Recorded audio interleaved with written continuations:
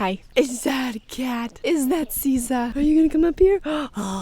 This is one of two cats that look very similar. The other one is a big one named Mika. Maybe he'll be along in a little while. Hi.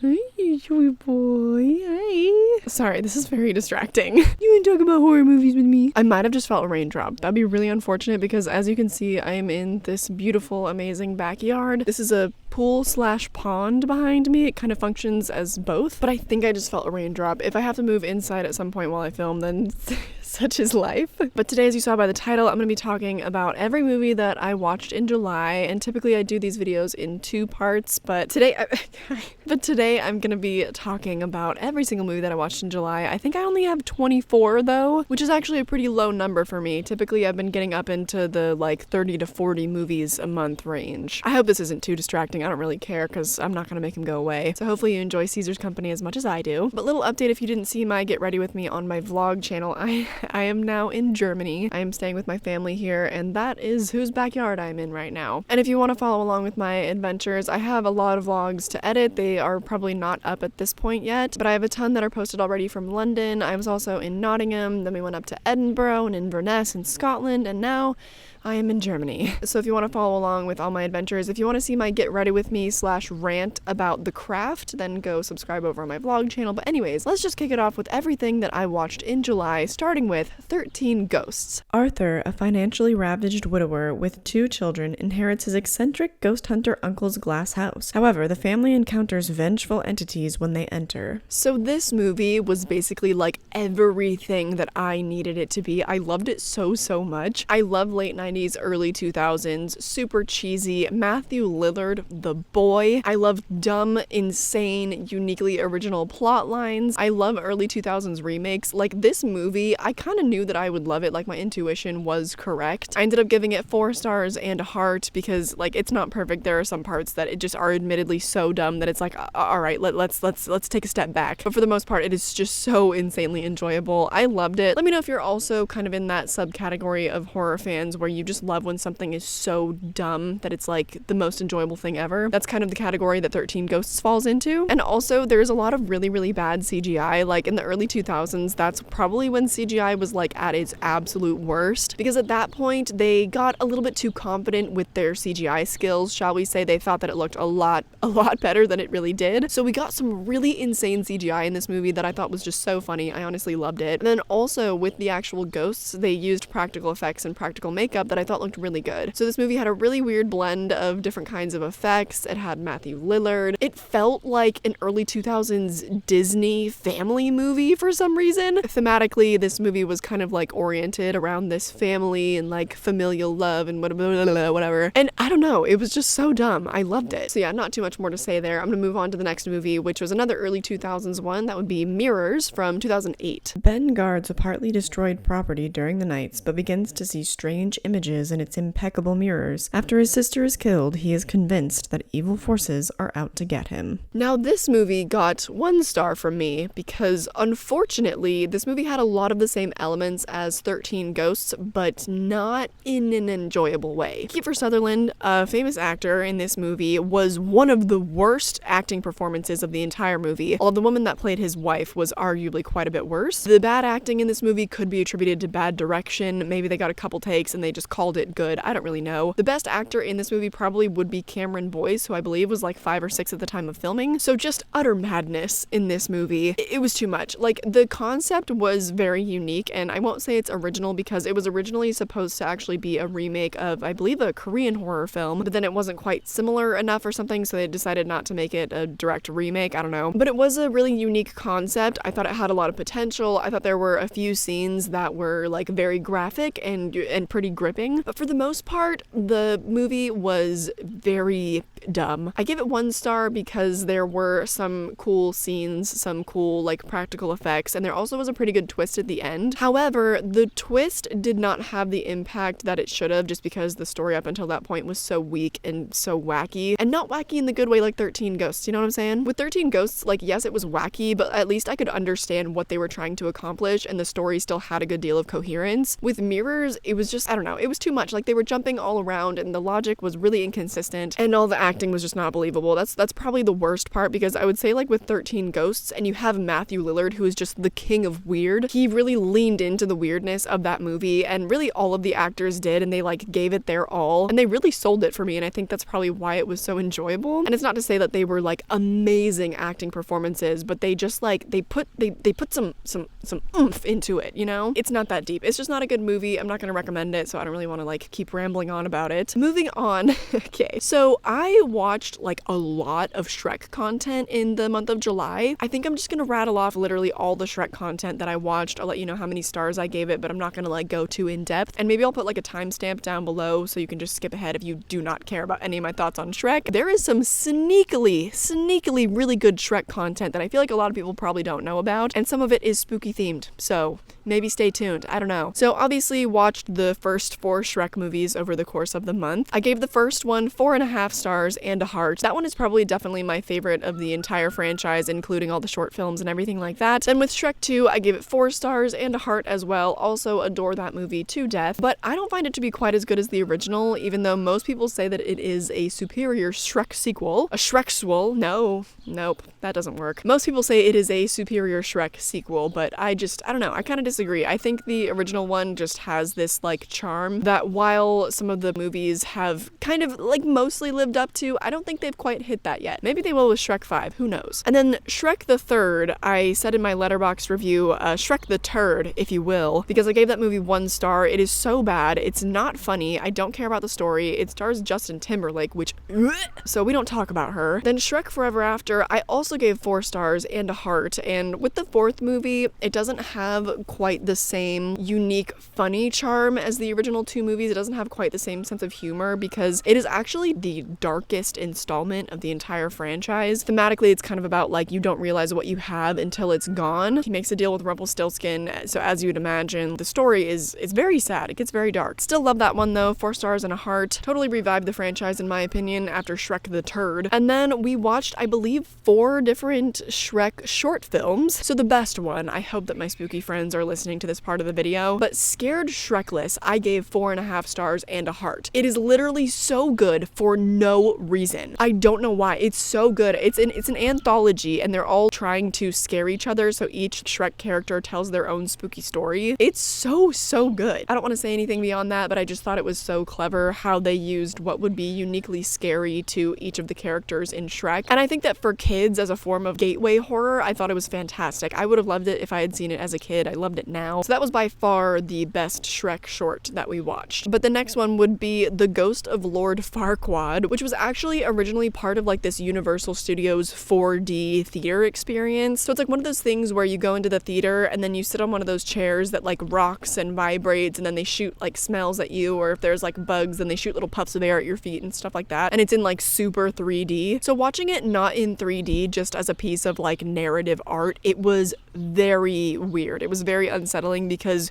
you could obviously tell which parts were intended to be in super 3D or when our chair should have been rocking. I gave it 2.5 stars because I feel like it's just, you really don't get much enjoyment out of it when it's not the full experience. But it was kind of surreal and really cool to be able to watch it again, because I remember watching that experience and like being at Universal Studios when I was a kid, probably like 10 years ago or something, and it was really fun, so it was just kind of cool to be able to see it again, but like it's not great. And then finally the last Shrek short we watched was Shrek the Halls, which was their Christmas special. I actually only gave that one 2 stars. I wasn't really a fan because it was just a very basic, cliched, easy Christmas story. It's also a very typical Shrek story where it's like all of Shrek's friends and family come over, Shrek gets mad, he makes everybody else sad, he then learns his lesson, and then he's happy and remembers that he is actually thankful for all of his annoying friends and family. Very basic story, just kind of boring, so yeah, 2 stars for that one. And that does it for all the Shrek content. Thank you for bearing with me if you watched through this portion of the video. Now I'm just gonna briefly touch on all of the Fear Street movies, because I did also watch all 3 of the Fear Street movies this month, and I also recorded an entire Fear Street trilogy breakdown / review. If I remember to, I will link that down below. Y'all know that I am so bad at remembering to link things in the description of the videos, but future Kylie, if you are watching this back, then go link the video down below. So I'm just briefly gonna mention like how many stars I gave each movie, because I already talked about like all of my thoughts already. Fear Street 1994, I gave 3.5 stars and a heart. Not a great movie, but I still enjoyed it. Fear Street 1978 got 4 stars and a heart from me. I thought it was a much stronger stronger movie, upped the stakes, definitely went a lot further into the lore. I loved it. And then finally with Fear Street 1666, I also gave 4 stars and a heart. That one was actually my favorite of the series, but I don't want to go any further into that. Just watch my whole review breakdown that I did. Finally, we can get on with the rest of the video and like all of the rest of the movies that I watched this month. So the next one would be The Game. This one came out in 1997. Nicholas Van Orton, a merchant banker, receives a strange birthday gift, a voucher for a game, from his brother Conrad. When he actually makes use of the present, he finds himself in trouble. So The Game, I gave this one 3.5 stars because I do think it is a really strong movie. It's a very intense drama. It also sort of has some kind of horror elements to it. So I think for a lot of horror fans, particularly if you enjoy thrillers, you might really like this one. However, for me, the reason why I knocked off a 1.5 stars is just because it was a little bit too long. It was a little bit too convoluted. The like multiple twist structure of the ending of the movie I thought was really cool, and so there was a lot of payoff for all of the buildup. But it did take me 2 days to finish it because I think I watched about 1 hour and 15 minutes and I was so tired. I was so over it at that point, so I just decided to finish it another day. And then with the second half of the movie, it just like builds up even further and obviously like gets more intense, and then the twist endings, there's a good amount of payoff. So it is worth it, but for me personally, it's just gonna be a one-time watch. I feel like I'm crooked now. That looks a little bit better. Not much else to say, but if you enjoy movies like Zodiac, kind of had similar vibes to that. Not a similar storyline really, but just similar dramatic vibes. So not really much more to say there. I'm gonna move on. The next movie that I watched was yet another disappointment. That would be Await Further Instructions. This came out in 2018. On Christmas Day, a family wakes up to find a mysterious black substance surrounding its house, and its TV screen broadcasts a single message: stay indoors and await further instructions. This one, unfortunately, I only gave 1.5 stars. I felt very involved with like the first 30 or so minutes of the movie, maybe like the first half. It also stars the lovely Filch from Harry Potter, although he does play like a racist, xenophobic grandpa, so not quite as enjoyable of a character. But the reason why I just had to knock off so many stars is because of the ending of this movie. The buildup had been so serious and albeit very obvious, like direct commentary on the media and how the masses can be controlled by the media and the news and things like that. And this was obviously like a very right-wing kind of racist, just very problematic family that this man had brought his girlfriend home to. I appreciated the commentary, although it was very much like in your face. It was like, okay, I guess some people really need to just like be beat over the head with this stuff. But I was fine with that because the initial conflicts I thought were super interesting. The instructions that they got on the TV I thought were cool. And even if like thematically it was a bit too obvious, I thought that plot-wise they were handling things really well and it was really interesting and like building up super well. And then the ending of the movie just was such just a massive fucking turd stain. I typically don't mind when a movie will change direction and get like really campy and absurd and ridiculous in the third act. Sometimes it's a really fun change of pace. In this movie, I just was so disappointed by it. It was one of the most mind-numbingly stupid things I've ever seen. Maybe watch it for yourself now. I was going into it because it had been recommended by someone and they described it as like a really good movie, just through and through. So I was like, okay, hell yeah. And for the first like half of the movie or whatever, I was in agreement. And then with the ending, I was like, how did the person that recommended this not mention that? As a writer, what I saw in this movie was the fact that the writers had this really good concept and then absolutely no idea how to end it. I have faced that struggle many a time, and one tactic that some people use is they're just like, all right, well, I'm just gonna make the ending super freaking insane. We're just gonna make this massive, insane, stupid twist, and some people will like it, and that's just that. So I guess that's how it goes for this movie. I don't know. Watch it, see how you feel about it. Maybe you'll like it more because I've brought your expectations down a bit. I went into it having it super hyped up for me by the person that recommended it, so I was just really let down. Maybe you won't be, and you'll just be expecting the really stupid ending, so maybe you'll enjoy it more. I don't know. I don't want to keep talking about this movie. Let's move on. Up next would be Black Widow, that was just released this summer. Natasha Romanoff, also known as Black Widow, confronts the darker parts of her ledger when a dangerous conspiracy with ties to her past arises. Pursued by a force that will stop at nothing to bring her down, Natasha must deal with her history as a spy and the broken relationships left in her wake long before she became an Avenger. So Black Widow, I gave this one 4 stars and I gave it a heart. As a very big Marvel fan, one of my only complaints is I feel like this movie came several years too late. It takes place after the events of Captain America Civil War, which was that 2016? 2015. I do not remember. And I'm not really a fan of Scarlett Johansson as a person, just for like a myriad of reasons. But as a Black Widow fan, I think she deserved her own movie like long ago. It will never make sense to me why they made a Captain Marvel movie before they made a Black Widow movie, but whatever. It was a really, really nice send-off for the character. Oh, who is it? But Florence Pugh was honestly the shining star of this movie, and honestly, like, good riddance to Scarlett Johansson. I am so ready for Florence Pugh supremacy. In my review, literally all I said was Florence Pugh, and a lot of you guys actually agreed with me. That was my most liked review on Letterboxd I've ever had. Because it's true, that was literally all I needed to say, is just like, Florence Pugh. She's so funny, she's so enjoyable. I think she honestly carries the movie. It was also a really nice change of pace to have someone like DK Harbour in the movie. Wait, is his name David? David Harbour? No. Hi, dear. Hi, dear. What do you have to say? That's a very interesting take. I hadn't thought about that. Oops, sorry.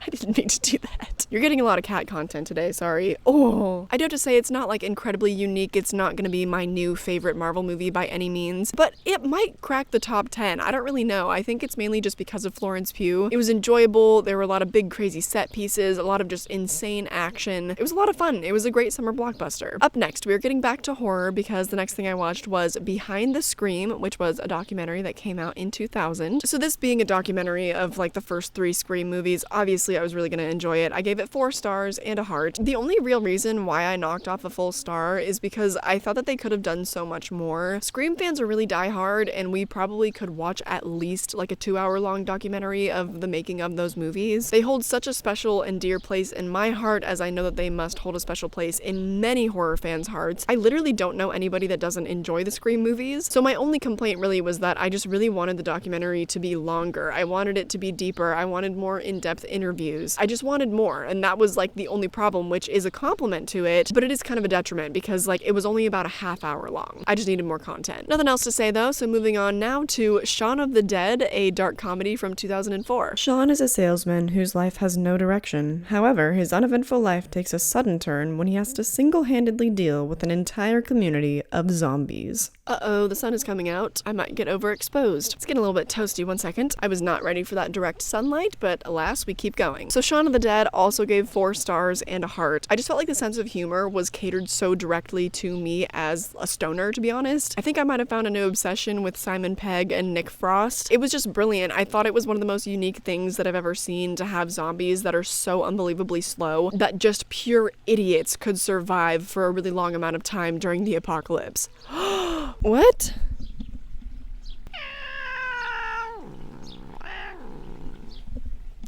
Caesar does not like Mika. The cats do not like each other here. They do not get along. Although Mika does not seem to have a problem with Caesar, but Caesar does not like Mika, as you just heard him say. So let's just hope that the boys will wait to mix it up until I'm done filming. There was also just such an insane effort put forth to the attention to detail in this movie. There were so many tiny little details to pick up on, and I know that a lot of people aren't into comedies or dark comedies, but I don't know, something about that Simon Pegg, Nick Frost kind of British sense of stoner humor, I was obsessed with it. So thank you to Seb and Leanne for showing me that movie. That was actually the only movie we watched together when I visited them in Nottingham. We just were off on our adventures most of the time, or we were going out, and speaking of, all of that will be on my vlog channel coming soon. Oh my god, it's getting hot. Anyway, moving on now to the Prom Night remake from 2008. Donna's senior prom is supposed to be the best night of her life, but a sadistic killer from her past has different plans for her and her friends. So this one I gave 1.5 stars because it's an example of one of those movies that I loved in my teen years. It's catered much more to a teen audience, and then you grow up and you rewatch it and it's just not as good as you remembered. For the time, for how old I was then, it was great. I think it's a great fun teen movie. Another fun early 2000s remake. Critically though, and entertainment value wise now, it's not very good. I watched it with Mason and we honestly did have a couple good laughs just because at some points the movie was very stupid. So sometimes that's really enjoyable when a movie is like so bad that it's good. But for the most part, it didn't really have much entertainment value like at all. But yeah, Prom Night, it's not too deep of a movie. It does have a really weirdly stacked cast, so maybe that's another reason to watch it, but I don't really recommend it. Moving on now to a movie called R.I.P.D. from 2013. In the afterlife, Nick Walker, a detective who used to work for the Boston Police Department, is hired by a director of a group of deceased police officers to fight against the renegade ghosts.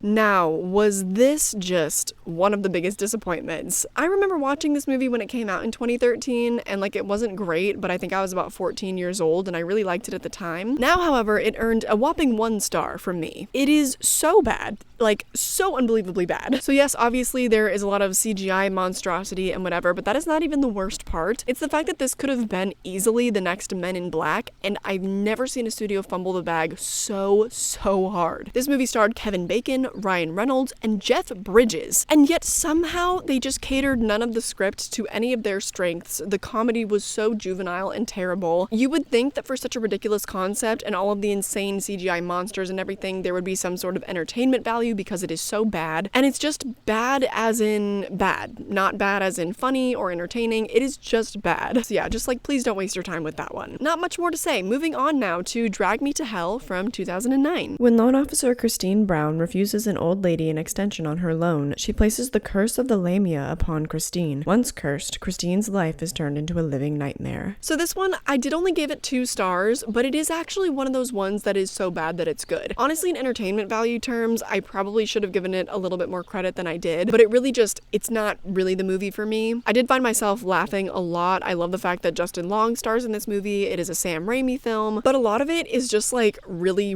vile. It's very gross. There's a lot of bodily fluid stuff happening. That's just not my cup of tea. That forces me to knock off some stars because I just have to remind myself and remember not to watch it again. Although I might. I don't know. This one, it was really entertaining. In my review though, I did warn you not to watch it sober. I think it would be much more pleasurable if you were like stoned or drunk, and also to watch it with friends maybe to like poke fun at it. Other than that, I don't really recommend it. And the next movie, this is the last bad movie we're going to talk about for a while. That would be Anaconda from 1997. A snake hunter offers his assistance to a documentary crew attempting to film an indigenous tribe in the Amazon, but as the journey progresses, his presence forces them to veer into dangerous waters. This movie had so much potential. It had a fever dream inducing cast. Like, what was that? Ice Cube, Jennifer Lopez, Owen Wilson, Danny Trejo for like 2 seconds, Eric Stoltz, and Jon Voight, and like, okay, right off the bat, one of the worst things about the movie would probably be the fact that they showcased some of the worst accents I've ever heard. This skin is 3 or 4 years old. Whatever shed it has grown since then. Another thing too is how they just did not play into any of the strengths of any of these actors whatsoever. They were all such incredibly boring, flat characters. Even though you had the likes of Owen Wilson and Ice Cube, for fuck's sake, they had such a golden opportunity, and it was like they didn't take any risks at all. Every character was just not even a character. Like, they were so boring. And the movie as a whole, even though it was so bad, it was not so bad that it was good. Yet again, it was just so bad that it was bad. 1 star, will not watch it again. I barely even remember any of it. That's just how non-memorable it was. It was awful. Oh, ouchie, ouchie, ouchie, ouchie. Okay, so moving on now to Paul. This is a comedy movie that came out in 2011. 2 comic book buffs take a road trip to Area 51 where they run into an alien. With federal agents in pursuit, the 2 inept geeks must quickly find a way to return the alien to his spaceship. So this is yet another Simon Pegg, Nick Frost collaboration, but we also had Seth Rogen playing a stoner alien named Paul. Need I say more? This movie had some of my favorite comedians. It also starred Bill Hader, who, by the way, delivers one of the best lines of the entire movie, if not the best line. It comes, I would say, probably somewhere in the beginning of the 3rd act, so just watch out for it if you do watch this movie. And if you think you know what it is, please comment down below. Like, please let me know, because if you know, you know. But believe it or not, I gave this movie the perfect score of 5 full stars and a heart. It was perfect to me. It was everything that I wanted and needed it to be. Stoner humor, alien humor, sci-fi, we follow some nerds. The humor is on point, some of my favorite comedians. There's also some good action. Like, it was literally just the perfect movie for me. It was like they said, Kylie, we are gonna make a movie specifically for you. And it doesn't matter if anybody else sees it. It doesn't matter if anyone else likes it. We made the perfect movie for you. So that's what Paul is for me. I don't know about you. But yeah, not much more to say. Like, I don't really have any critiques of the movie. There's nothing that I would change, obviously. I could just ramble on and on about how perfect it is, but I won't waste your time. So moving on now to yet another comedy. This is The End from 2013. 2013. In Hollywood, actor James Franco is throwing a party with a slew of celebrity pals. Among those in attendance are his buddies Jonah Hill, Seth Rogen, Jay Baruchel, Danny McBride, and Craig Robinson. Suddenly, an apocalypse of biblical proportions erupts, causing untold carnage among Tinseltown's elite and trapping Franco's party in his home. As the world they knew disintegrates outside, cabin fever and dwindling supplies threaten to tear the six friends apart. This is another amazing Seth Rogen film. Also stars his ex-best friend James Franco, who even though he's a shitty person, he does bring a lot of delightful comedy to the movie, as does the rest of the cast. There is some humor in this movie that really doesn't work for me, and I do feel like the movie just devolves into a tad bit too much chaos, so I knocked off a star because some of the comedy just like, it is a little too much. It doesn't really work for me. But my favorite part of this movie is the first act when we have all of the celebrities that just like randomly make an appearance in this movie. Like Jason Segel, Rihanna, Michael Cera, like there are so many. And also just like watching them all die like in the apocalypse, it's so much fun. Although I had no idea how to like sum up how I felt about this movie in words for Letterboxd, so literally all I said was giant lava schlong, and I guess if you know, you know. And that's that on This Is the End. So moving on now to a classic horror story. This is a brand new Italian film on Netflix. 5 people traveling by camper crash into a tree. When they recover, the road they were driving on has been replaced by an impenetrable forest and a wooden house. This movie was kind of a delightful surprise, but honestly not until about the third act, and then I thought that twist would lead to a bit more of a climactic ending, but then it just like totally fizzled out. So while the movie does get some points for that, I still only gave it 3 stars just because I felt like the buildup was just, I don't know, it did not do it for me. A lot of people did mention that it is kind of just a combination of a lot of other horror movies, which is fine. Like if you want to pay tribute to movies you love, that's totally cool. But it's just the fact that I didn't feel like they were doing really anything original with it until we got to the twist. And I thought that the twist was so insane. It was so unique. It was so cool. But then we only got about like 20 good minutes with that redirect of the plot. And then it just kind of like fizzled out. So I do think it is worth seeing. I did give it 3 stars. So there's something there. I think it's worth watching the one time, at least just for the twist and to see how you feel about that, because it is something that is really unique. So I don't know, maybe it's just gonna be a one-time watch, but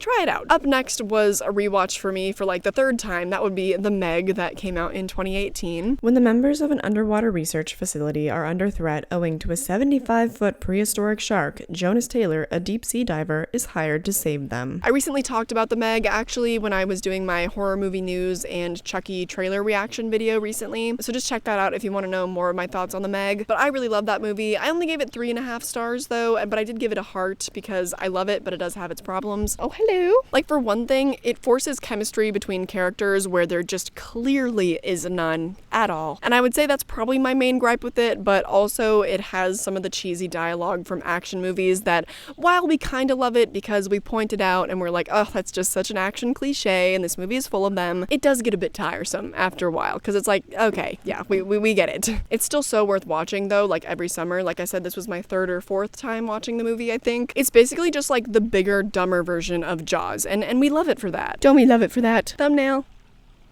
Thank you for posing for me, oh my god. Caesar really wants to be on camera today, I guess. So moving on now to a movie that I don't think needs any introduction, that would be Mamma Mia. As Sophie and her family are busy preparing for her wedding, she secretly invites 3 men who were her mother's lovers in the past with the hope that one of them is her father. So Mamma Mia, if you don't like this movie, why are you afraid to love? Why are you afraid to have fun? This movie got 4.5 stars from me and a heart. I love Mamma Mia. It's so stupid. It's amazing. The whole cast was drunk the entire time they were filming, and you can totally tell when you watch the movie.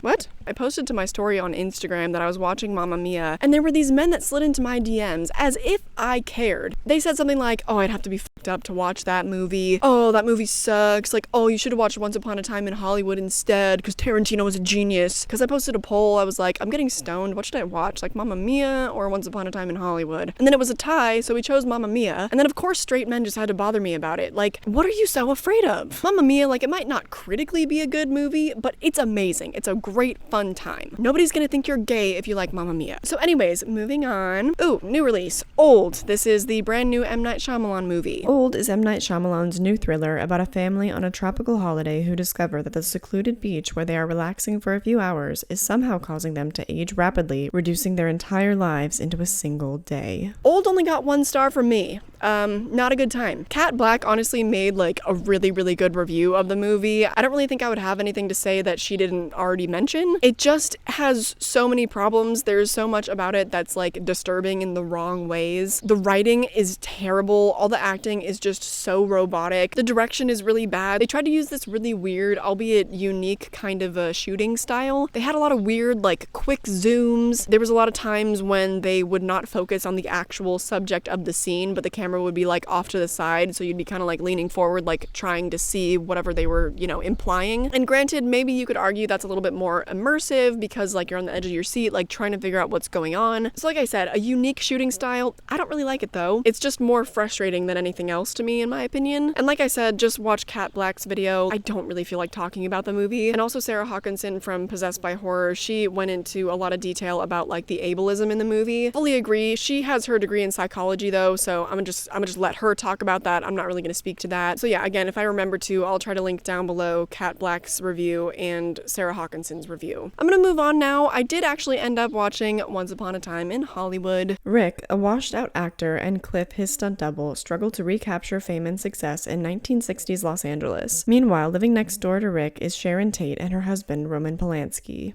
So this movie, I know that the Tarantino bros might come after me for this one. It gets 3.5 stars from me, but I still give it a heart because I do love the movie, but it's still far from perfect to me. I think that narratively, it's not very good. It has a lot of pacing issues. The story is like barely even a story. It doesn't make that much sense. It's mostly about paying homage to all of the different content from like the 70s. And that's fine. Like I said, I love the movie. But another thing that I don't like as well is the fact that he is just so not slick with his obsession with feet. I'm sorry that if I'm watching a movie, I don't want to see some girl's dirty feet shoved up against a car window. That's not for me. There's also just like some casual racism with the whole Bruce Lee fight, and originally Tarantino wanted to have Brad Pitt's character win, not Bruce Lee. And it still ended up that, I mean, he didn't beat Bruce Lee, like they were kind of interrupted, but he still threw him into a car, which just like...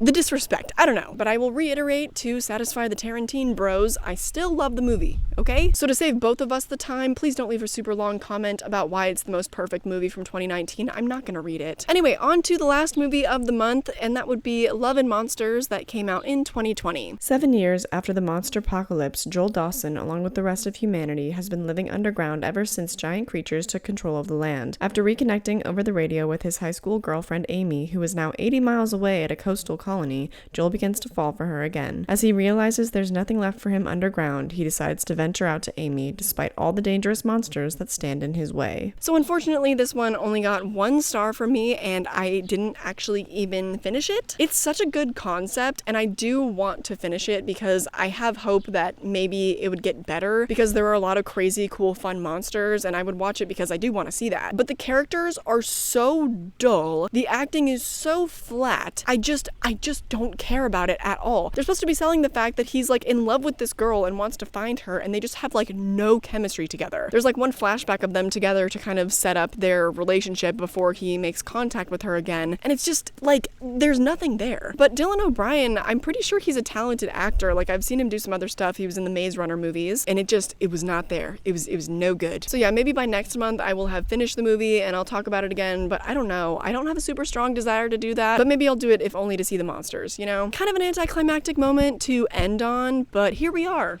Hi, yes, yet again, while editing, I realized that I forgot to do my top 5 movies of the month, so that's what I'm here to do right now. And this is either the second or third time that I forgot to do my top 5 while I was filming, so then I had to pop on while I was editing. Fun times. So on with my top 5. At number 5, that would go to 13 Ghosts. I think you could probably tell by how much I raved about the early 2000s and Matthew Lillard and just early 2000s remakes that I loved this movie. Absolutely adored it, definitely hands down one of the most enjoyable movies that I watched this whole month. Coming in at number 4 would be Shaun of the Dead, also just an incredibly enjoyable film. I just simply adore dark comedies, and their sense of humor was catered so well to me, so definitely earned its place. Coming in at number 3, I Don't Care If You Laugh, that would go to Shrek. There's a lot of Shrek content that's really amazing, but I didn't want to include multiple Shrek movies in my list, so the first movie was my favorite one, and that one shall live in the top 5. But don't sleep on Scared Shrekless. That short film is, honest to God, amazing. amazing. Coming in at number 2, and that would just be Fear Street. If I had to pick one, it would be 1666, but as they all do come together, you have to watch all of them and you have to watch them in order, so I'm just gonna lump all 3 of them together at number 2. It was a super fresh piece of content, and I feel like it's kind of rare these days to see something that's so original, and it's a piece of work that's both fun and thought-provoking, and it made me excited for the future of horror, specifically with Netflix, because I didn't know that Netflix really had it in them to produce much more good content beyond like Stranger Things, and even Stranger Things is getting a little rough. So anyways, moving on to the number 1 movie of the month, and I'm pretty sure you won't be surprised at all by this, and that would go to Paul. I think that was my only perfect movie of the month. I usually only get about one of those a month. So obviously the number 1 spot had to go to Paul. I had the most fun, just the best time watching that movie. I highly recommend it, but maybe again, I should set your expectations a little bit lower. I hate when I hype up movies too much, because then people are like, yeah, I mean, you hyped it up and it was good, but I think you just hyped it up a little bit too much. So maybe I should take some of that back. Don't go into it expecting a perfect movie, because as I said earlier, you know, it's the perfect movie for me, for Kylie. Probably won't be the perfect movie for you, so just lower the expectations like a little bit, but still just know it's a great movie. And yeah, that does it for my top 5 movies of the month. Of all the movies that I watched this month, these are the ones that I recommend the most.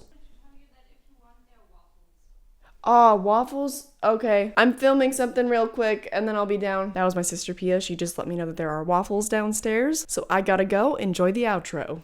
That is everything that I watched in the month of July. I'm not watching quite as much right now because, as you know, I am on vacation. I am now in Germany. But last night I did just watch The Craft for the first time, as I mentioned, so go watch my Get Ready With Me video and my rant about that movie because I had thoughts. But other than that, that is gonna do it. Also check out my community tab for whenever I update you on when I'm gonna do my next live stream. Also let me know what kind of content you want to see in September and October, because I really want this to be a really special spooky season. I want to see some growth for my channel. I'm gonna be putting in a lot of work, so I want to do some of the stuff that you guys want to see. So let me know. I have posted some stuff over on my community tab about that. And other than that, if you'd like to follow me on my horror Instagram, on my Twitter, on my travel Instagram, TikTok, my Patreon, whatever, all of that is linked down below. I hope that you enjoyed this video and I hope I catch you in the next one. Bye!